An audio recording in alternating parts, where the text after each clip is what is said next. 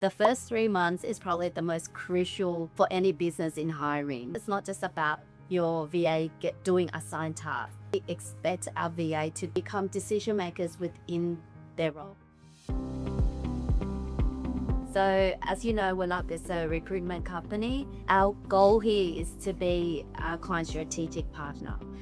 In order to do this, we really need to understand our clients' processes, what they do in the business, and then how our VA becomes an integral part to the business. It's not just about your VA doing assigned tasks. For them to really be trained up and think outside the box and add value to improve processes, but also just overall, how can we look at a client's business overall and see where they want to go. If their goal is to, for example, fine-tune their existing sales process, then we can use our experience from what we know using AI tools, look at the existing space, processing what gaps there are, and then how our VAs can bridge those gaps.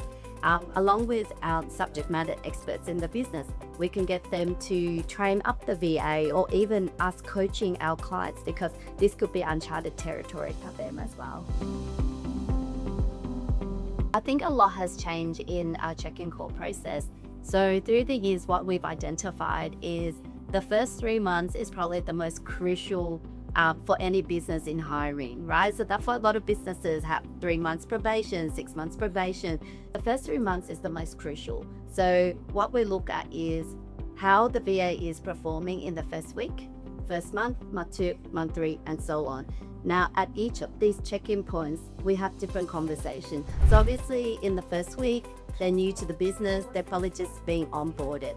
After a month being in the business, they've probably started to do more activities. They might have a to-do list or whatever their role might structure look like. Now, that we understand, like, the first 3 months is still learning, someone's still understanding the processes in the business.